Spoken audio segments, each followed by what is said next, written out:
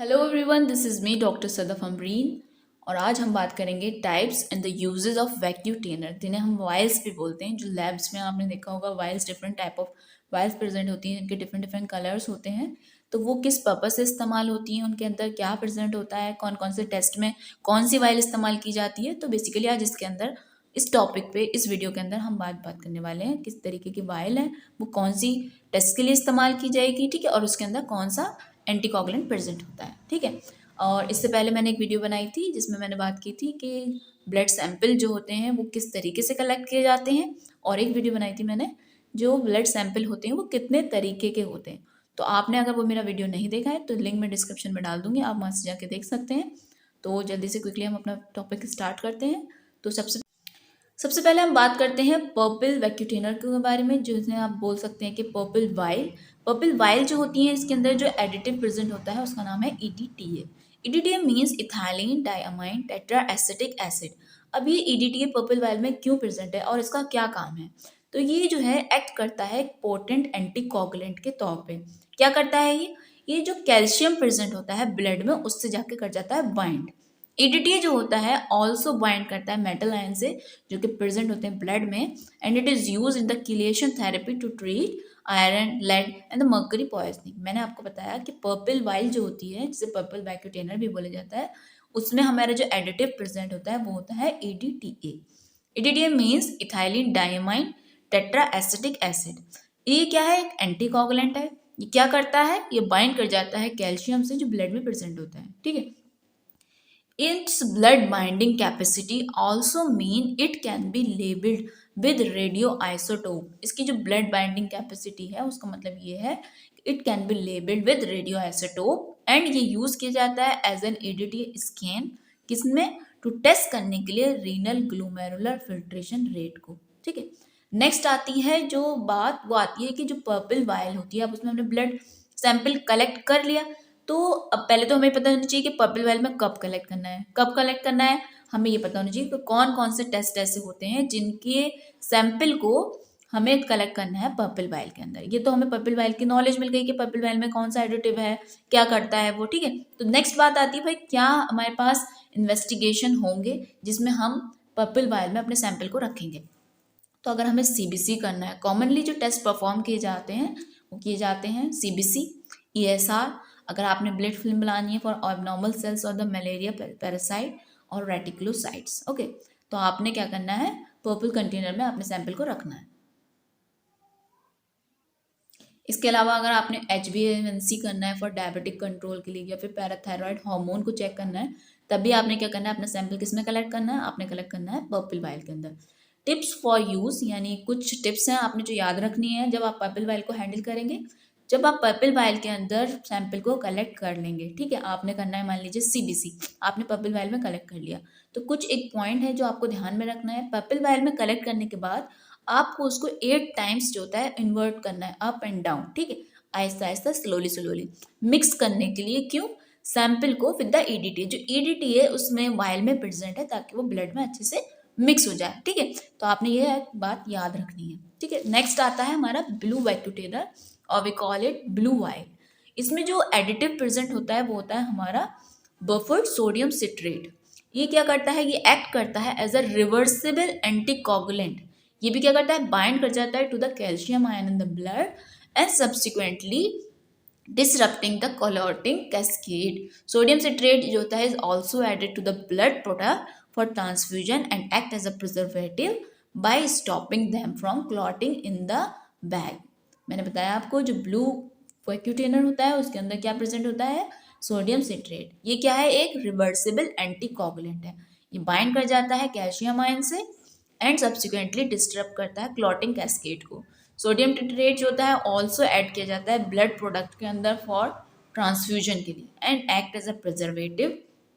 किस तरीके से करता है प्रिजर्वेटिव का काम? By stopping them from clotting in the bag. अब जो कॉमनली टेस्ट परफॉर्म किए जाते हैं जब ब्लू वाइल के अंदर, जब ब्लू वाली वाइल के अंदर आपने सैंपल रखा होता है, तो आपने कौन कौन से सैंपल करते हैं? आप उससे आप करते हैं coagulation screening including bleeding time for platelet function, prothrombin time for extrinsic pathway. Activated partial prothrombin Activated partial thromboplastin time, that is APTT for intrinsic pathway and the thrombin time. ठीक है, हमने बताया कि जो कॉमनली टेस्ट जो perform किए जाते हैं जब हमारा सैंपल ब्लू वाइल में होता है, यानी कि हम ब्लू वाइल में कब सैंपल कलेक्ट करेंगे, जब हमें जैसे करना हो कोagulation स्क्रीनिंग करनी हो, ब्लीडिंग टाइम करनी हो, ठीक है, थ्रोम्बिन टाइम पता करना हो, या फिर एक्टिवेटेड पार्शियल थ्रोम्बोप्लास्टिन टाइम करना हो, या फिर हमें फिब्रिनोजन एसे करना हो फॉर फाइनल कॉमन पाथवे के लिए, तो तब हम किस में कलेक्ट करेंगे, अपना ब्लू वैक्यूटेनर जो है उसमें अपना सैंपल कलेक्ट करेंगे। इसमें एक बात आपको जो ध्यान रखनी है, जब आप ब्लू ऑयल के अंदर सैंपल कलेक्ट करेंगे तो कलेक्ट करने के बाद आपने क्या करना है, 3 to 4 टाइम मिक्स करना है सैंपल को अपना एंटीकोगुलेंट के साथ, क्योंकि जो उसमें ब्लू ऑयल है उसमें एक एंटीकोगुलेंट प्रेजेंट है and the name of the anticoagulant is sodium citrate. तो आपने उसे क्या करना है, 3 to 4 टाइम इन्वर्ट करना है ताकि वो जो एंटीकोगुलेंट है उसके अंदर वो मिक्स हो जाए, ठीक है। इसके अलावा एक और वाइल जो लैब में देखने को मिलती है वो हमें मिलती है येलो वाइल, जिसे बोला जाता है येलो वैक्यूटेनर, ठीक है। इन वाइल को जो होता है टेस्ट ट्यूब जो होती है ये आई मीन जो वाइल होती हैं, इनको वाइल को एसएसटी के नाम से भी जाना जाता है। It's mean serum separating tube. ये जो येलो वाइल होती है किस लिए इस्तेमाल की जाती है, सीरम सेपरेट करने के लिए, तो that's why it is also known as SST means serum separating tube. इसमें दो चीजें प्रेजेंट होती हैं येलो वाइल के अंदर, एक होता है सिलिका पार्टिकल एंड एक होता है serum separating gel. That's why that is known as serum separating tube. आपने याद रखना है येलो ऑयल को बोला जाता है also known as serum separating tube. इसके अंदर दो एजेंट प्रेजेंट होते हैं, सिलिका पार्टिकल होता है और एक होता है सीरम सेपरेटिंग जेल। जो सिलिका पार्टिकल होता है वो वर्क करता है टू एक्टिवेट करने के लिए क्लॉटिंग को एंड कॉज करता है blood cell to clump together. Silica particle का काम क्या करता है, क्लॉटिंग को एक्टिवेट करता है और क्या करता है, जो ब्लड सेल हैं उनको क्लम करा देता है एक साथ। और जो serum separator consist of an inert polymer gel होता है उसके अंदर, जो कि क्या करता है, फ्लोट करता है as a layer between the blood cell and the plasma to form a physical barrier between them. ये जो सीरम सेपरेटर है जिसमें एक जेल प्रेजेंट है, इसका काम क्या होता है, ये बीच में आ जाता है between the blood cell and the plasma. क्या काम करता है, फिजिकल बैरियर का काम करता है। This means that the sample can be centrifuge in the lab and the separated serum easily remove. इसका मतलब ये है कि सैंपल को आप सेंट्रीफ्यूज कर सकते हैं, उसके बाद जो सेपरेटेड सीरम होगा उसको ईजिली आप सेपरेट आउट कर सकते हैं। अब बात आती है कि आप येलो वाइल में जब अपना जो होता है सैंपल कलेक्ट करते हैं तो कौन कौन से टेस्ट परफॉर्म किए जा सकते हैं। एक तो हम सीरम सेपरेट कर सकते हैं और उसके अलावा कौन कौन से टेस्ट हम जब करेंगे तो येलो वाली फाइल में अपना सैंपल आपको कलेक्ट करना होगा। Biochemistry test are the one you will encounter most commonly. कौन कौन से करते हैं आप कॉमनली टेस्ट करते हैं, एलएफटी करते हैं, liver function test, this include bilirubin, ALP, ठीक है, एएसटी, एएलटी एंड जीजीटी होगा एंड टोटल प्रोटीन और एल्ब्यूमिन। आप इसमें लिवर फंक्शन टेस्ट करेंगे जिसमें बिलिरुबिन होगा, एल्कलाइन फॉस्फेटेज होगा, एएलटी होगा, एएसटी होगा, ठीक है, जीजीटी होगा, टोटल प्रोटीन और एल्ब्यूमिन। इसके अलावा आप कर सकते हैं लिपिड प्रोफाइल, इसमें आप कोलेस्ट्रॉल, एलडीएच, एचडीएल यानी low density lipoprotein, high density lipoprotein और इसके अलावा ट्राइग्लिसराइड। थायराइड फंक्शन टेस्ट भी जब करते हैं तो भी आपने येलो वाली फाइल में अपना सैंपल रखना होता है, जिसमें टीएसएच होता है, फ्री टी3 होता है, plus minus free T three and टी4 होता है, ठीक है। उसके अलावा ट्रोपोनिन, इसके लिए आपने क्या करना होता है, 2 सैंपल लेने होते हैं and to be taken at different time to assess करने के लिए एक्यूट ट्रेंड। अब जब आप ट्रोपोनिन करना है, आपने ट्रोपोनिन टेस्ट करना है तो इसके लिए आपको 2 सैंपल लेने होंगे अलग अलग टाइमिंग पे ताकि आप पता कर सके एक्यूट ट्रेंड को। इसके अलावा क्रेटिनिन काइनेज है, मैग्नीशियम ऐसे करना है आपने।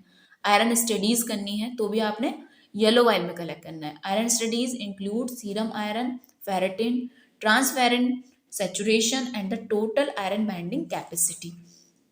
इसके अलावा विटामिन, जैसे कि विटामिन B12 आपने जो टेस्ट किया जाता है उसको भी येलो ऑयल में कलेक्ट करना होता है। Urea and electrolyte and this include urea, creatinine, sodium and the potassium. C reactive protein CRP भी जो होता है येलो ऑयल में किया जाता है सैंपल कलेक्ट। यूरेट के लिए भी आपने येलो ऑयल में कलेक्ट करना होता है। सीरम ऑस्मोलैरिटी आपको जब पता करनी होती है तब भी आपने कलेक्ट करना होता है येलो वैक्यूटेनर में। This require a urine sample to be taken at the same time.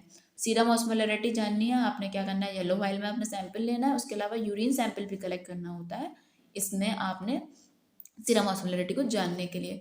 इसके अलावा एंडोक्राइनोलॉजी के अंदर बीटा एससीजी है, कैल्सिटोनिन है, कार्टिसोल है, ईपीओ है, सेक्स हार्मोन है, ग्रोथ हार्मोन है, IGF-1 है, और उसके अलावा जो ट्यूमर मार्कर है लाइक PSA, CEA है, CA-125 है, CA-19 है, एंड AFP है, लैक्टेट डिहाइड्रोजिनेज है। ठीक है, टॉक्सिकोलॉजी में आप पता कर सकते हैं इथेनॉल पॉइजनिंग है, कैनबिस है, ठीक है, ओपिएट्स हैं, बेंजोडाइजेपिन है, और बहुत सी ड्रग्स हैं लाइक कोकीन है, amphetamine. So these are the tests which can be performed collecting the sample in the yellow vacuum thinner.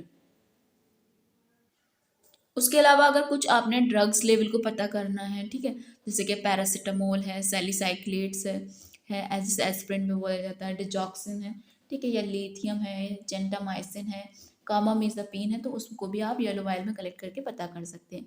Microbiology virology के अंदर जैसे सीरोलॉजी है for a wide variety of the bacterial or the viral or the fungal or the parasitic infection including like HIV and the viral hepatitis, उसको भी आप किसमें करेंगे, yellow while के अंदर। नेक्स्ट एक वाइल आती है ग्रे कलर की वाइल होती है, जो ग्रे कलर की जो वाइल होती है उसके अंदर जो एडिटिव प्रेजेंट होता है वो हमारा प्रेजेंट होता है सोडियम फ्लोराइड। ये क्या काम करता है, एक्ट करता है एंटी कोगुलेटिक एजेंट के तौर पे। क्यों, there to ensure that no further glucose breakdown occur within the sample after it is taken.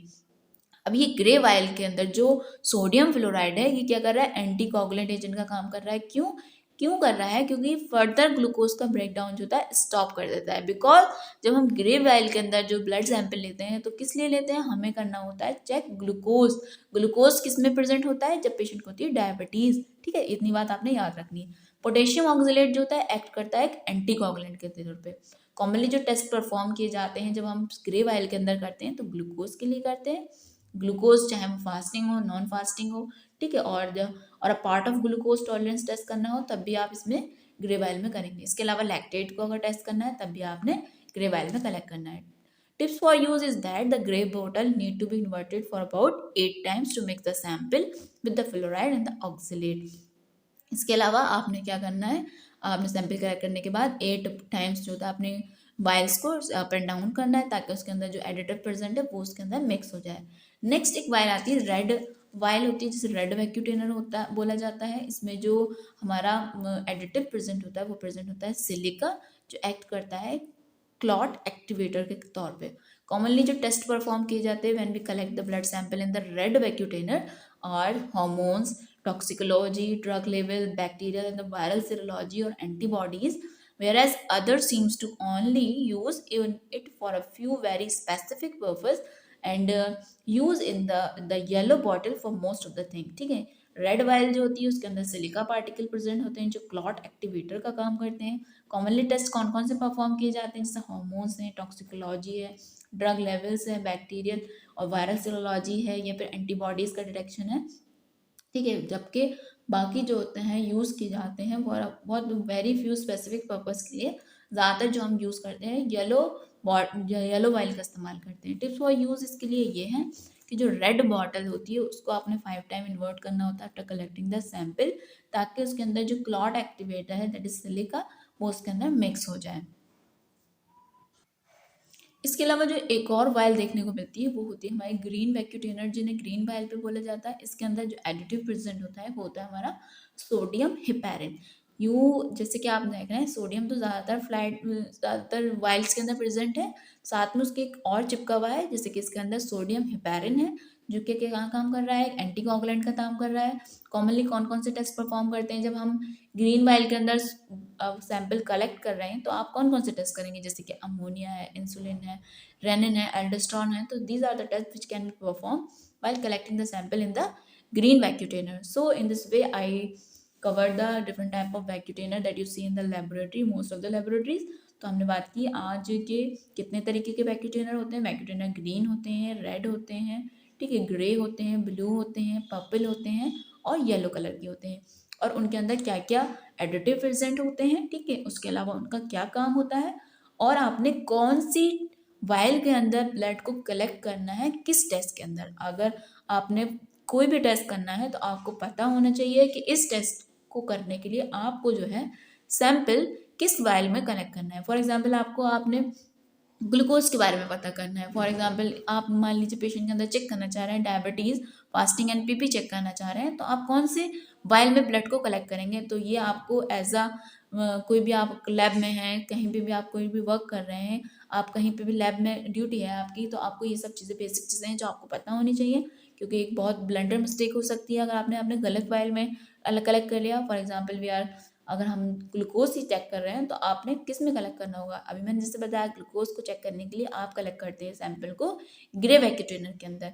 Grey vacuum में जो एंटीकोगुलेंट प्रेजेंट होता है वो होता है हमारा सोडियम फ्लोराइड, जो किसका काम क्या है? एंटीकोगुलेंट का काम करता है। ये क्या करता है?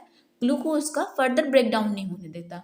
जब सैंपल हमने ले लिया, अब जो है सैंपल का ग्लूकोज ब्रेक डाउन हो जाएगा, तो जब हम चेक करेंगे तो हमें पता नहीं चल पाएगा ना कितना ग्लूकोज है पेशेंट के अंदर, कितनी उसकी डायबिटीज आ रही है।